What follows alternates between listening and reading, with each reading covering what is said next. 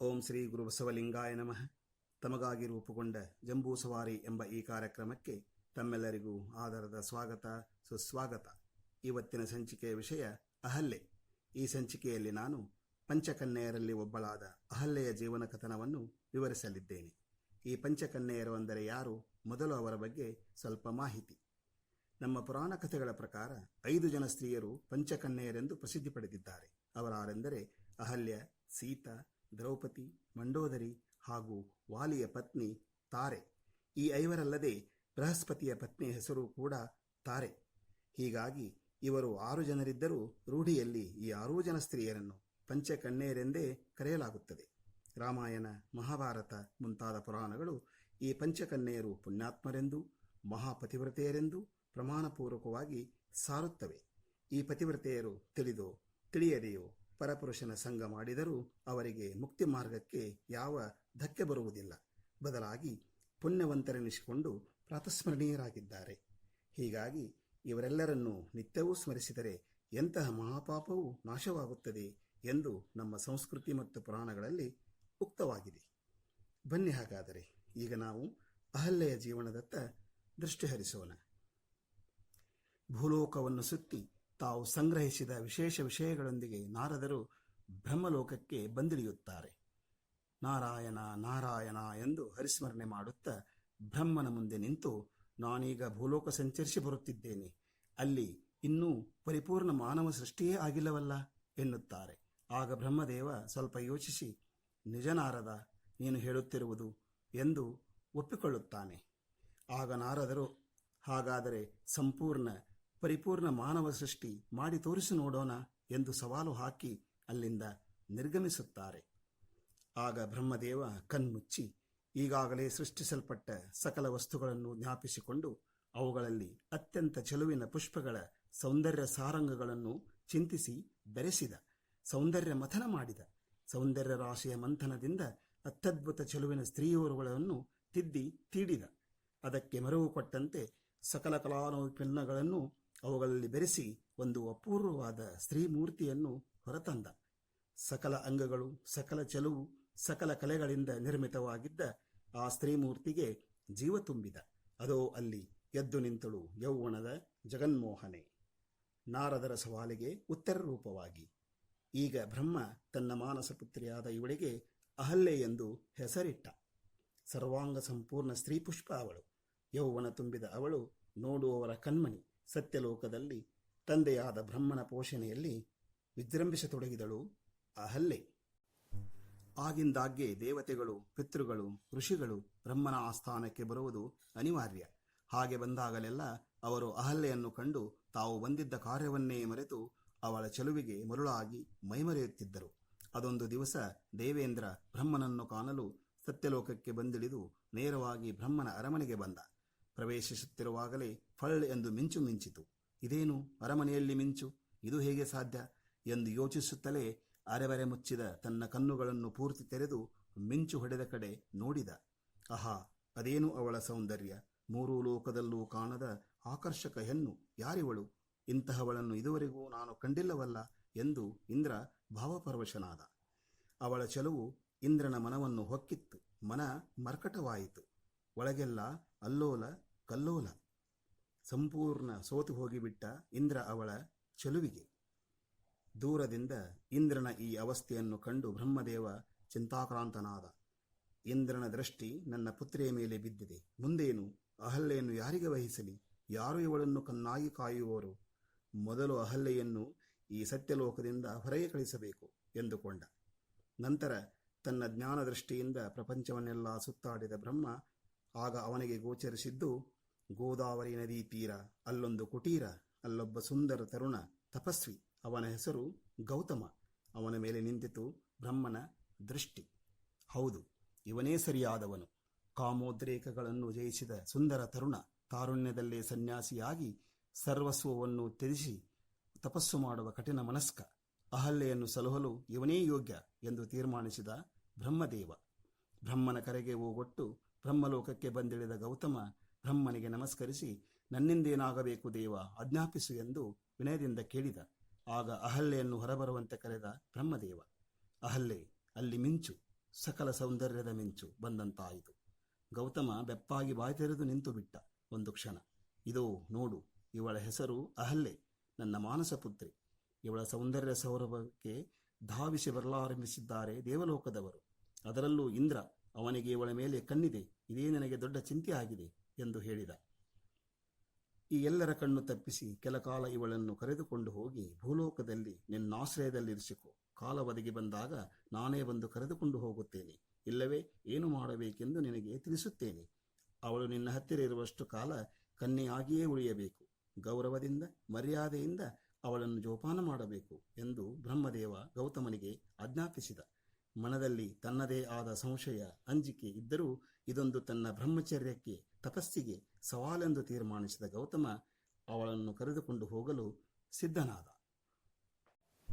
ನಂತರ, ಹಾಗೆಯೇ ಆಗಲಿ ಬ್ರಹ್ಮದೇವ, ನಿನ್ನಾಜ್ಞೆ ಶಿರಸಾಮಾನ್ಯವೆನಗೆ. ನೀನು ಹೇಳಿದಂತೆಯೇ ಇವಳನ್ನು ಕನ್ಯೆಯಾಗೇ ಇರುವಂತೆ ಕಾಪಾಡುತ್ತೇನೆ. ಈಗ ನಿನ್ನಿಂದ ಇವಳನ್ನು ಯಾವ ಸ್ಥಿತಿಯಲ್ಲಿ ಕರೆದುಕೊಂಡು ಹೋಗುತ್ತಿದ್ದೇನೆಯೋ ಅದೇ ಸ್ಥಿತಿಯಲ್ಲಿ ನೀನವಳನ್ನು ಯಾವಾಗ ಬೇಕಾದರೂ ಬಂದು ಕರೆದುಕೊಂಡು ಹೋಗಬಹುದು ಎಂದು ಗೌತಮ ವಿನಮ್ರವಾಗಿ ಹೇಳಿದ. ನಂತರ ಬ್ರಹ್ಮನಿಗೆ ವಂದಿಸಿ ಅಹಲ್ಯೆಯೊಂದಿಗೆ ಗೋದಾವರಿ ತೀರದ ತನ್ನ ಆಶ್ರಯಕ್ಕೆ ಬಂದ ಇವನು ತನ್ನ ಕುಟೀರದ ಪಕ್ಕದಲ್ಲೇ ಅವಳಿಗೊಂದು ಕುಟೀರ ಕಟ್ಟಿದ. ಅವಳಿಗೆ ಎಲ್ಲ ತರದ ಅನುಕೂಲ ಮಾಡಿಕೊಟ್ಟು ತಾನು ಎಂದಿನಂತೆ ಹೋಮ ಹವನ ದೇವತಾ ಕಾರ್ಯಗಳಲ್ಲಿ ತೊಡಗಿಸಿಕೊಂಡ.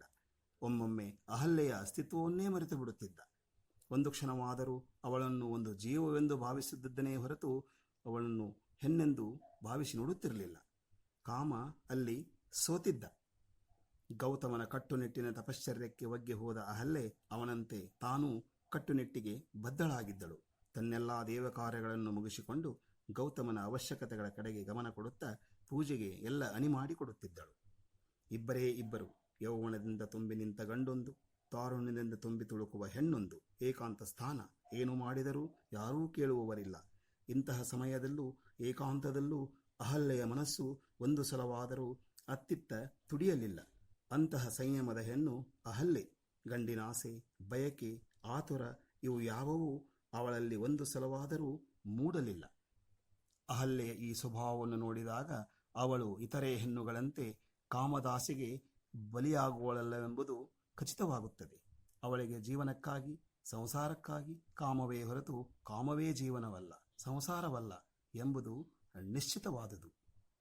ಕೆಲ ಕಾಲ ಕಳೆದ ನಂತರ ಬ್ರಹ್ಮ ಮಗಳ ಮದುವೆಯ ಬಗ್ಗೆ ಯೋಚಿಸತೊಡಗಿದ. ಹಾಗೂ ಮಗಳನ್ನು ತನ್ನಲ್ಲಿಗೆ ಕರೆದುಕೊಂಡು ಬರಲು ಗೌತಮನಿಗೆ ತಿಳಿಸಿದ. ಆ ಕೂಡಲೇ ಗೌತಮ ಅಹಲ್ಯೆಯೊಂದಿಗೆ ಬ್ರಹ್ಮಲೋಕಕ್ಕೆ ಬಂದ. ಆಹಾ, ಅದೇನು ಅವಳ ಅದ್ಭುತ ಸೌಂದರ್ಯ! ಕಟ್ಟಾ ಬ್ರಹ್ಮಚರ್ಯ, ಕಾಡು ಜೀವನ, ನಿಸರ್ಗ ದೇವತೆಯ ಒಲುಮೆ ಅವಳ ಚೆಲುವನ್ನು ನೂರ್ಮಡಿಸಿತ್ತು. ಮಗಳನ್ನು ಕಂಡು ಅತ್ಯಂತ ಸಂತೋಷದಿಂದ ಬೀಗಿದ ಬ್ರಹ್ಮ ಕಾಯ ವಾಚ ಮನಸ ಕೊಟ್ಟ ಮಾತಿನಂತೆ ನಡೆದುಕೊಂಡಿದ್ದ ಗೌತಮ ಪಕ್ಕದಲ್ಲೇ ಕೈಮುಗಿದು ನಿಂತಿದ್ದ. ಆಗ ಅವನೆಡೆಗೆ ನೋಡಿದ ಬ್ರಹ್ಮ ತನ್ನ ಸಂತೋಷ ವ್ಯಕ್ತಪಡಿಸಿದ. ಗೌತಮನೇ ಮಗಳಿಗೆ ಸರಿಯಾದ ಜೋಡಿ. ಆದರೆ ದೇವತೆಗಳು ಅಹಲ್ಯೆಯನ್ನು ಬಯಸುತ್ತಿದ್ದಾರೆ. ಅವರಲ್ಲಿ ಇಂದ್ರನ ಒತ್ತಾಯವಂತೂ ಹೇಳಲ ಸಾಧ್ಯ. ಅದಕ್ಕೊಂದು ಉಪಾಯ ಮಾಡಬೇಕು. ಅಹಲ್ಯೆಯ ಸ್ವಯಂವರವನ್ನು ಏರ್ಪಾಡು ಮಾಡಬೇಕು. ಅದರಲ್ಲಿ ಗೌತಮನೇ ಗೆಲ್ಲುವಂತಾಗಬೇಕೆಂದು ನಿಶ್ಚಯಿಸಿದ ಬ್ರಹ್ಮದೇವ. ಅಹಲ್ಯೆಯ ಸ್ವಯಂವರವೆಂದು ತಿಳಿದ ದೇವಾನುದೇವತೆಗಳು ತಂಡೋಪತಂಡವಾಗಿ ಸತ್ಯಲೋಕಕ್ಕೆ ಧಾವಿಸತೊಡಗಿದರು. ಆದರೆ ಅತಿಸ್ವರ್ಗ ವೈಭವದಿಂದ ಬಂದಿಳಿದ ಇಂದ್ರನನ್ನು ನೋಡಿ ಅಹಲ್ಯೆ ಯಾವತ್ತಿದ್ದರೂ ಇಂದ್ರನ ಸೊತ್ತು ತಮಗಾರಿಗೂ ದಕ್ಕುವುದಿಲ್ಲ ಎಂದು ಹತಾಶರಾಗಿ ಕೈಚೆಲ್ಲಿ ಕುಳಿತು ಬಿಟ್ಟರು.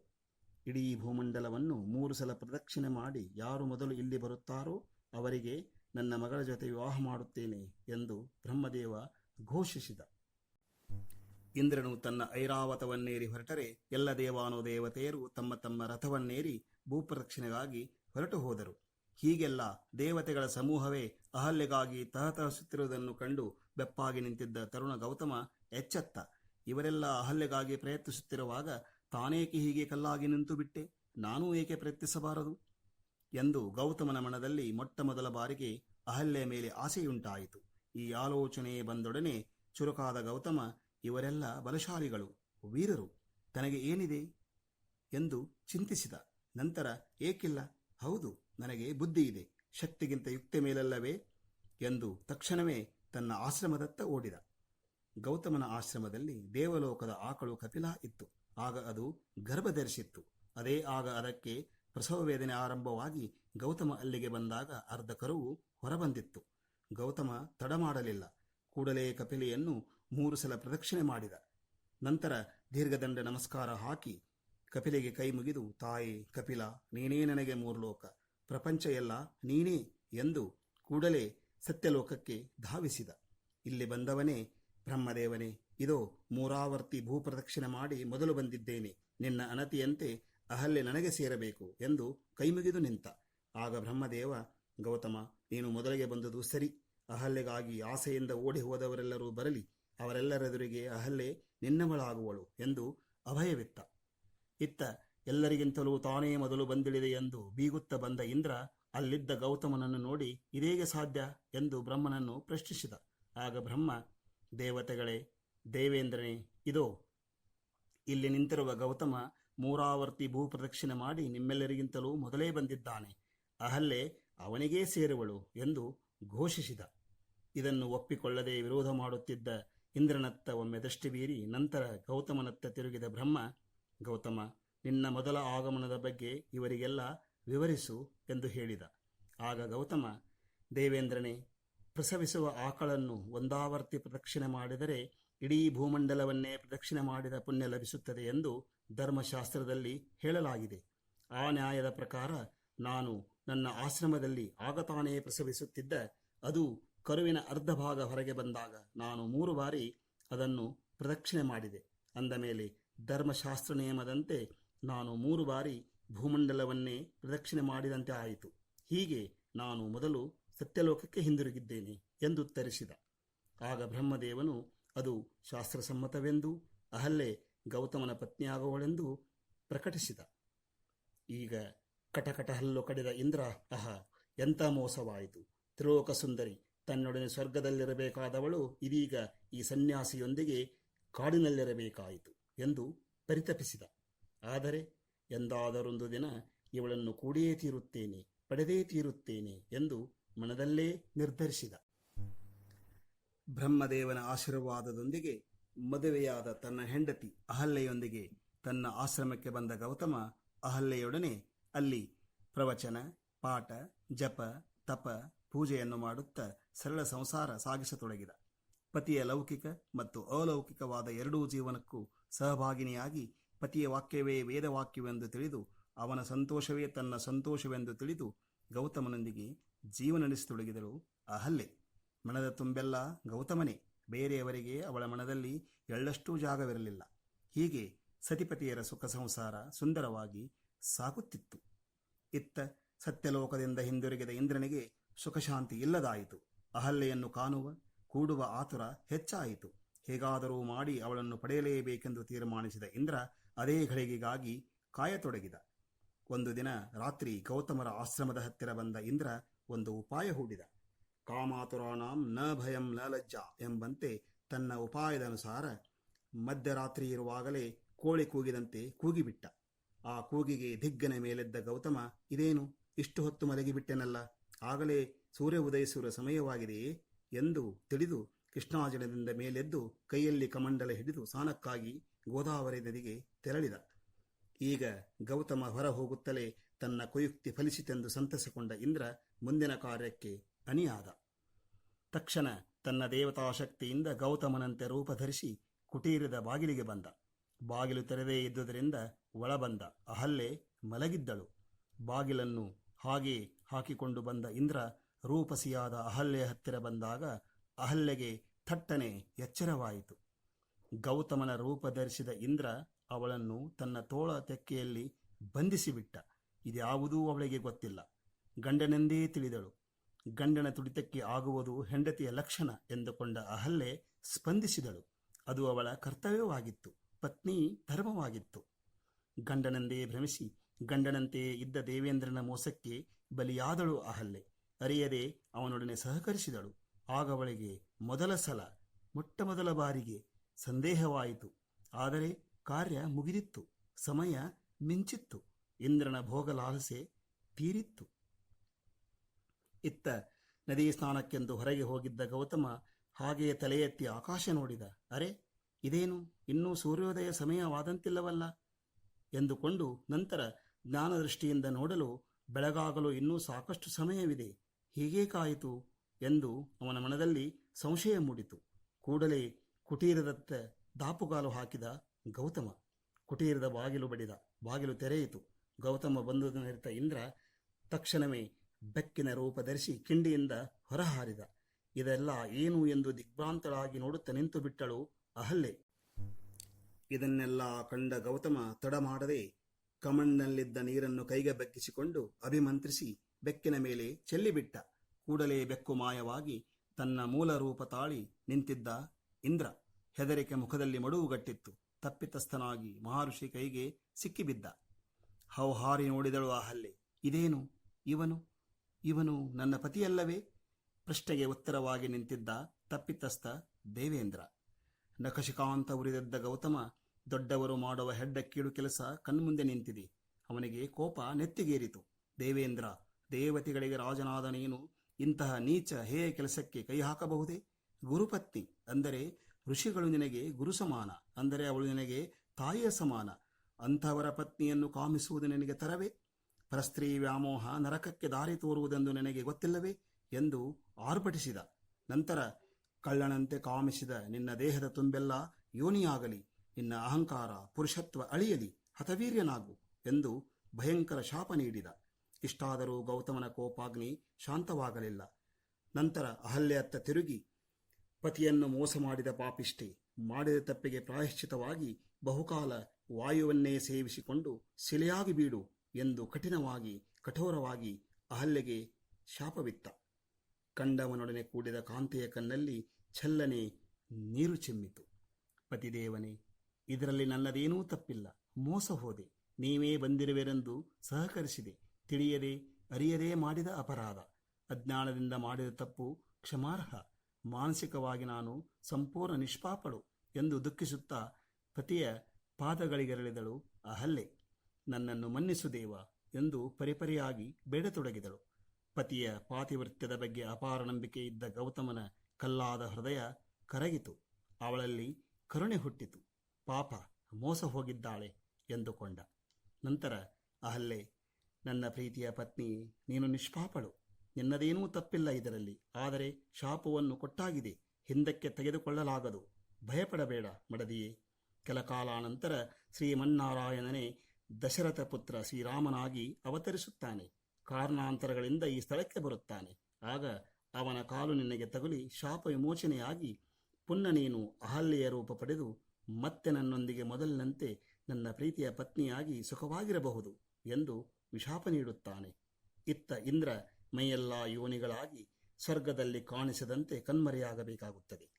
ಅಹಲ್ಯೆ ಕಲ್ಲಾದಳು. ಅದರಲ್ಲಿದ್ದ ಅಹಲ್ಯೆಯ ಅಂಗ ಶರೀರವಾಗಲಿ ಮನಸ್ಸಾಗಲಿ ಕಲ್ಲಾಗಲಿಲ್ಲ. ವಾಯುವಕ್ಷಣ ಮಾಡುತ್ತಾ ಭಗವಂತನ ಧ್ಯಾನ ಮಾಡುತ್ತಾ ಕಾಲ ಕಳೆಯತೊಡಗಿದಳು. ಭಗವಂತನ ಆಗಮನಕ್ಕಾಗಿ ಪಾದಸ್ಪರ್ಶಕ್ಕಾಗಿ ಒಳಗಿದ್ದೇ ತಪಸ್ಸು ಮಾಡುತ್ತಾ ರಾಮನ ನಿರೀಕ್ಷೆಯಲ್ಲಿದ್ದಳು ಅಹಲ್ಯೆ.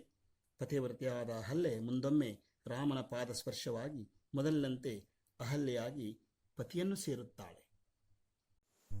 ನನ್ನ ಪ್ರೀತಿಯ ಕೇಳುಗ ಬಾಂಧವರೇ, ಇಲ್ಲಿಯವರೆಗೆ ಇಂತಹ ಪುಣ್ಯವಂತ ಮಹಿಳೆ ಹಾಗೂ ಪತಿವ್ರತಾ ಶಿರೋಮಣಿಯಾದ ಅಹಲ್ಯೆ ತನ್ನ ಪತಿಯಿಂದಲೇ ಶಾಪಕ್ಕೊಳಗಾಗಿ ಕಲ್ಲಾಗಿ ನಂತರ ಶ್ರೀರಾಮನ ಪಾದಸ್ಪರ್ಶದಿಂದ ಜೀವಂತ ಸ್ತ್ರೀಯಾಗಿ ತನ್ನ ಪತಿಯನ್ನು ಸೇರಿ ಮತ್ತೆ ಸುಖಮಯ ಜೀವನ ಸಾಗಿಸಿದ ಸಂಗತಿ ತುಂಬ ಸಂತಸ ತರುವಂಥದ್ದು ಹಾಗೂ ಮೆಚ್ಚುವಂಥದ್ದು ಎಂದು ತಮಗೆಲ್ಲ ತಿಳಿಸುತ್ತಾ, ಇಂಥ ಅಪೂರ್ವ ಕಥನವನ್ನು ಆಲಿಸಿದ ತಮಗೆಲ್ಲ ನನ್ನ ಧನ್ಯವಾದಗಳನ್ನು ತಿಳಿಸುತ್ತಾ, ಇನ್ನುಳಿದ 5 ಜನ ಪಂಚಕನ್ಯೆಯರ ಜೀವನ ಚಿತ್ರಣವನ್ನು ಈ ಕಾರ್ಯಕ್ರಮದ ಮುಂದಿನ ಸಂಚಿಕೆಗಳಲ್ಲಿ ತಮ್ಮಲ್ಲಿಗೆ ತರುತ್ತೇನೆ ಎಂದು ತಿಳಿಸುತ್ತಾ, ಅಲ್ಲಿಯವರೆಗೆ ತಮ್ಮೆಲ್ಲರಿಗೂ ನನ್ನ ಶರಣಾರ್ಥಿಗಳು.